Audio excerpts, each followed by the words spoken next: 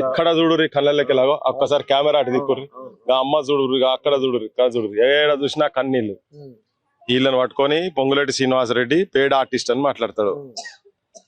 ఎంత ఎంత అన్యాయము అంటే మానవత్వము మనిషి అనేటోడు ఎవడున్నా కానీ భూమి మీద ఎవడనుండే ఇటువంటి వాళ్ళని ఒక్కసారి చూస్తే కరిగిపోవాల్సింది. అసలు ఎంత కటిక దుర్మార్గుడైనా కానీ Revanth Reddy and assembly Revanth Reddy gang ఇక్కడ ఉన్నటువంటి ముగ్గురు మంత్రులు ఆపోజిషన్ లో ఉన్నటువంటి వాళ్ళకు కూడా వాళ్ళకు కళ్ళకు ఈ ఏడుపు చూసినా కూడా కలుగుతలేరంటే వాళ్ళు ఎంత కిరాతకులు, ఎంత దుర్మార్గులు, ఎంత రాక్షసులు అనేది అర్థమవుతుంది. మనకే ఆపుకోబుద్ధి అయితలేదు. తెలంగాణ ఇవాళ వచ్చిందంటే అమరుల సాక్షిగా, తర్వాత ఇటువంటి కళాకారుల సాక్షిగా తన గొంతు ఎత్తి పాట పాడితేనన్నా వినాలి. అసలు ఆ కష్టం గురించి వింటుంటే ఇట్లా పాడుతుంటే నరాలు బయటికి వచ్చి ఇట్లా బయటికి వచ్చేసినట్టు గుండెల లోతులకెళ్ళి ఆ బాధను, వీళ్ళందరి బాధను తన గొంతులకెళ్ళి బయటకు వచ్చి ఈ కళాకారులు చేయబట్టే కదా ఇలా మీరు మంత్రులు అయింది, మీరు ముఖ్యమంత్రి అయింది. అంటే సందర్భోచితంగా ఆ పాట, ఆ వ్యాఖ్యలు, ఆ చరణము అద్భుతంగా అక్కడ ఉన్నవాడికి మేడ మీద మేడ కడితే లేనివానికి ఉన్న నీడ నేల రాలేని ఈ కూల్స్తున్నారు. ఈ దుర్మార్గులు కూల్చారు. భూకంపం వచ్చి కూలుడు కాదు, ఈ దుర్మార్గులు కూల్చిండ్రు. ఎంతమంది ఆఫ్టర్ ఆల్ తెలంగాణలో 1895 మందికి అది వాళ్ళ భూమి కాదు, భూదాన్ భూమి. ఉన్నోళ్ళు పేదోళ్ళ గురించి ఇస్తే ఇగో ఇటువంటి ఓపీడీఆర్ఎస్ ఉంటోళ్ళు కొన్ని ఏళ్ల నుంచి వీళ్ళు స్ట్రగుల్ చేసి పేదోళ్ళ పక్షాన నిలబడి కొట్లాడుతుంటే వాళ్ళకి ఇంత నీడను కూడా లేకుండా చేసినటువంటి దుర్మార్గమైనటువంటి పాలన మనమైతే చూస్తున్నాం. నేనైతే ఊహించలే తెలంగాణ ఇట్లుంటుందని ఊహించలే. ఈ చచ్చిపోయిన వాళ్ళందరూ ఇటువంటి తెలంగాణ గురించి కాదు కదా. చచ్చిపోయిన వాళ్ళందరూ 369 మంది పోలీసు కాల్పులల్లా తూటాల తుపాకులకు ఎదురొడ్డి సాయుధ పోరాటం కాడికెళ్ళి జరుగుతున్న త్యాగాలు మొన్న కూడా గట్టినే చచ్చిపోయారు కదా. ఈ తెలంగాణ గురించి అనుకోలే, అసలు ఇట్లనైతే ఊహించలే, అనుకోలే. కానీ వచ్చిన తర్వాత ఇప్పుడు ఇంత దుర్మార్గంగా జరుగుతుంటే మళ్ళీ దీనిదేంది అంత రాజకీయ వ్యవస్థ మొత్తం ఒకటై చేస్తున్న పనిది. ఇప్పుడు ఇటువంటి వాళ్ళను ఇంతకుముందు నువ్వు క్వశ్చన్ అడుగుతుంటే నేను విన్నా వచ్చి ఇక్కడ కొట్లాడుతుంది కదా అని. ఎవరి తరఫుకి వెళ్ళి అది ప్రభుత్వం పంపించింది ఆమెను, కవిత అంటే ఆమెను ప్రభుత్వం ఇడికి పంపించింది. అప్పటిదాకా ఇన్నేళ్ళకెళ్ళి ఆ సమస్య కాదు తనకు. మనం వచ్చి పోయినాక కూడా సమస్య కాదు. కూలగొట్టినాక 15 రోజులకు వచ్చింది.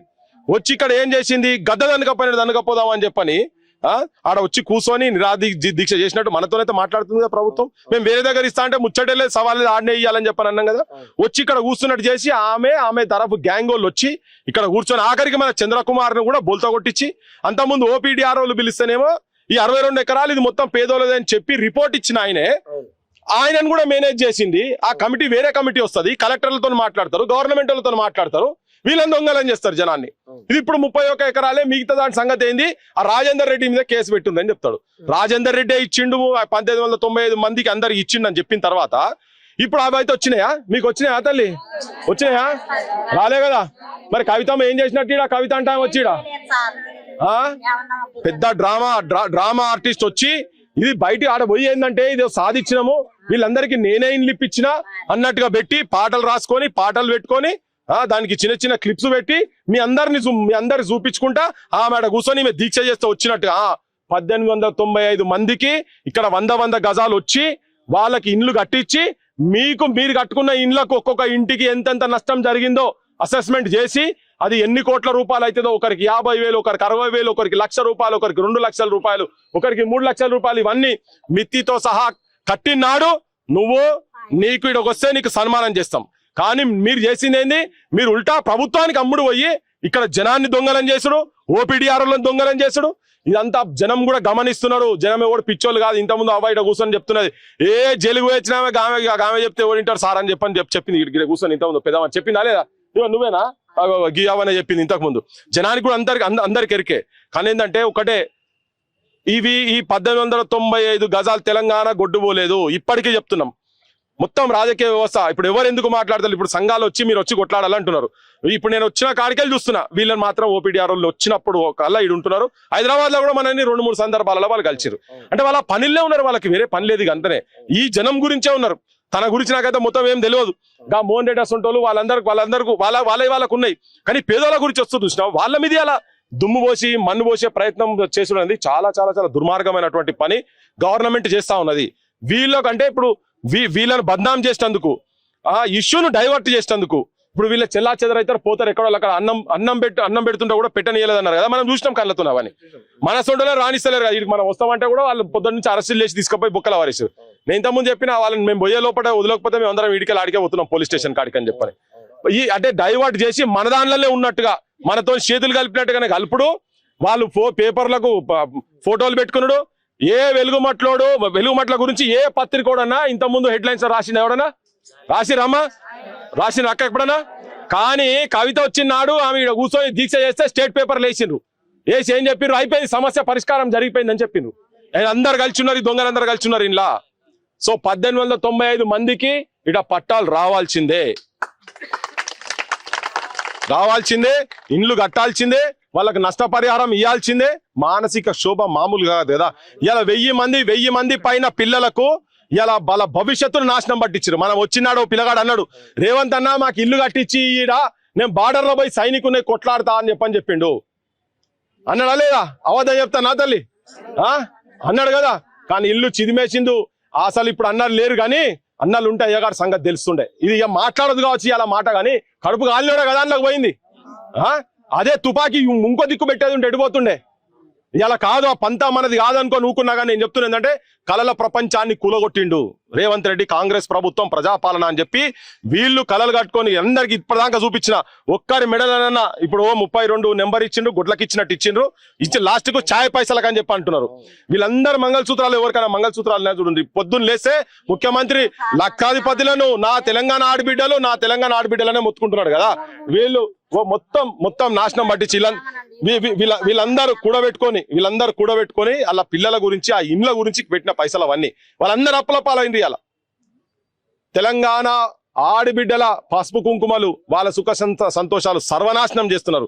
తెలంగాణ బతుకమ్మలను ఈ ఉన్నోళ్ళు మీరందరు ఆడబిడ్డలంతా తెలంగాణ బతుకమ్మలు పోషమ్మ మైసమ్మ గ్రామ పోలేరమ్మ వానొస్తే గంగమ్మ వనములో సారమ్మ సిబ్బిపూల నడుమ గౌరమ్మ రా ఆడబిడ్డల జాడ బతుకమ్మ రా అని పాడుకుంటూ తిరిగినాం. తెలంగాణ ఆడబిడ్డలు అంటేనే బతుకమ్మలు. ఆ బతుకమ్మలను ఈ రియల్ ఎస్టేట్ బ్రోకర్ నా కొడుకులు రేవంత్ రెడ్డి నాయకత్వంలో బతుకమ్మలను కాళ్ళతో మరి తొక్కుతున్నారు. చిన్న పిల్లలను కాడికెళ్ళి కాళ్ళతో మరి తంతున్నారు. ఇది పాపం పండుతుంది, బరాబర్ పాపం పండుతుంది. ఎప్పటి వరకు దాకానైతే వీళ్ళకు 1895 మందికి రావో అప్పటిదాకా మా గొంతులు కొట్లాడుతూనే ఉంటాయి. మీరు బతుకుదెరు గురించి ఎక్కడన్నా అక్కడిక్కడ పోయినా గానీ మేము వచ్చేనాడు కొట్లాడదాం. తెలంగాణ మొత్తం ఈ ఇష్యూ తీసుకొని పోతున్నాం, మేము బరాబర్ తీసుకుపోతాం. ఇదే కాపాడుకుందాం. సాధిస్తాం. మా నాయకుల్ని అరాచకంగా కేసులు పెట్టి లోపలేసిన వాళ్ళందరినీ ఒక ఆఖరికి అడుగుతా నేను. ఇప్పటిదాకా మా వాళ్ళు చాలా మంది రేవంత్ రెడ్డిని ఏం చేద్దామమ్మా దేంతో? అరే ముఖ్యమంత్రికి అంత మాట అంటావా తల్లి? బొక్కల వారే చేంజ్ చేస్తావు. ఏం చేద్దాం మరి ముఖ్యమంత్రిని? ఇప్పుడు చెప్పుల దండలేద్దాం, సన్మానం దేంతో? అంతేనా? రైట్. ఇంటున్నావు కదా రేవంత్ రెడ్డి, ఈ జనమంతా మా పోటుగాడు వస్తే తెలంగాణ మాకు బాగు చేస్తారు అనుకున్నారు కదా. ఇక చూసినావు కదా, చెప్పుల దండలు వేస్తారట నీకు. చెప్పుల దండాలు వేయమన్నారు, రాళ్లతోని కొట్టుమన్నారు. మీరే ఎమ్మెల్యేలు అటు ఇటు పోతే ఊర్లలో పడి చెప్పులు రాళ్లతో కొట్టమన్నారు కదా. ఆ ఎమ్మెల్యేలు అటు జంపు జనాలను తీసుకున్నావు కదా. ఇప్పుడు ఈ జనం వచ్చి ఇండ్లు కూడా కొట్టినందుకు నీకు చెప్పుల దండలు వేస్తారట, చెప్పుతో కొడతారట. చూసుకో. సో ఒక 12 మందిని దాకా ఇక్కడ వీళ్ళ గురించి వీళ్ళ కష్ట సుఖాలను పాలు పంచుకున్నటువంటి ఓపీడీఆర్ఓలు కావచ్చు, పేదల సంఘాలు కావచ్చు, వాళ్ళను అక్రమ కేసులు పెట్టి ఇబ్బంది పెడుతున్నారు, అరెస్టులు చేసి లోపల పెడుతున్నారు. ఇంతకు ముందు 15 మంది అరెస్ట్ అయినట. ఇంతకు ముందు ప్రభుత్వాలు ఇట్లా చేస్తేనే కూలిపోయినాయి. నువ్వు కూడా కూలుడు ఖాయమే, కానీ ఇటువంటి వాళ్ళని ఇంకా ఇబ్బంది పెడితే ఇంకా ఘోరంగా కూలుతావు నువ్వు. నిన్ను పొద్దున్న లేస్తే చిట్టుకుంటట్టు చేసుకోకు. ప్రజల గురించి పనిచేసేటోళ్లను నీ నీ నీ పిచ్చి ఆలోచనలతోటి ఇబ్బంది పెట్టకు. వాళ్ళని వెంటనే విడుదల చేయాలని చెప్పని నేను అందరి సమూహంలో ఏమో విడుదల చేయాలి కదా, విడుదల చేయాలని ప్రజల డిమాండ్ ఉంది. మా తరఫుకెళ్ళి కూడా డిమాండ్ చేస్తున్నాం. ఇమ్మీడియట్ గా కేసులు విడ్రా చేసుకొని వాళ్ళను బయటికి తీసుకొచ్చి వీళ్ళకి ఇల్లు కట్టి గంతే. సో ఇది పరిస్థితి. ప్రజల యొక్క ఆర్తనాలు అయితే చాలా స్పష్టంగా కనబడుతున్నాయి. సో అందరి కళ్ళల్లో కూడా బాధ కనబడుతుంది. ఇంతవరకు ప్రభుత్వం స్పందించకపోవడం, అంతేకాకుండా ఈ ఓపీడీఆర్ సంస్థ అవుతుందో ఎవరైతే వీళ్ళ పేదల కోసం కష్టపడిన వాళ్ళు, పోరాడిన వాళ్ళు ఎవరైతున్నారో వాళ్ళ పైన వాళ్ళు అమ్ముడు పోయారు, వాళ్ళు కంప్లీట్ గా డబ్బులు తీసుకున్నారని చెప్పేసి, డబ్బులు కలెక్ట్ చేశారని చెప్పేసి వాళ్ళపైన అనేక రకాలైన కేసులు పెట్టేసి వేధిస్తున్న విషయం చూస్తా ఉన్నాం.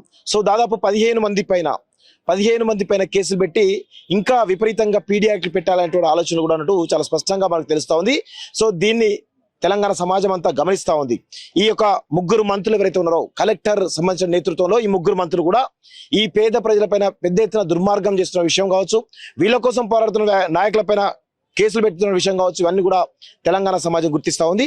ఖచ్చితంగా ఎవరి పైన అయితే అక్రమ కేసులు పెట్టి వేస్తున్నారో ఆ వాళ్ళందరినీ కూడా ఎవరైతే ఉద్యమకారులు ఓపీడీ సంబంధించిన నాయకులు ఎవరుతున్నారో వాళ్ళను బేషరతుగా విడుదల చేయకపోతే పోరాటం మరింత ఉధృతం చేస్తామని చెప్పేసి కూడా ఈ వెలుగుమట్లకు సంబంధించినటువంటి బాధితులు ఎవరుతున్నారో వాళ్ళు చాలా సీరియస్ గా ప్రభుత్వానికి కానీ ఇక్కడ ఉన్న మంత్రులకు కానీ చాలా సీరియస్ గా వార్నింగ్ ఇస్తున్న విషయం చూస్తా ఉన్నాం. సో ఇప్పటికైనా తెలంగాణ సమాజం ఇక్కడ వెలుగుమట్లలో 311 మందికి పట్టాలు ఎవరైతే ఇచ్చారో ఆ పట్టాలు ఏవైతే ఉన్నాయో అవన్నీ కూడా అనర్హులకు చెందుతున్నాయి. దాదాపు 60-70 మందికి మాత్రమే అర్హులకు ఇచ్చారు. మిగతా అన్ని కూడా ఇటు పొంగులేటి శ్రీనివాసరెడ్డి కానీ, బట్టి కానీ, లేకపోతే తుమ్మలకు సంబంధించినటువంటి అనుచరుల బంధువులకు ఇచ్చినట్టుగా చాలా స్పష్టంగా బాధ్యత చెప్తున్న విషయం అయితే చూస్తా ఉన్నాం. చూస్తున్నామండి college TV. Thank you very much.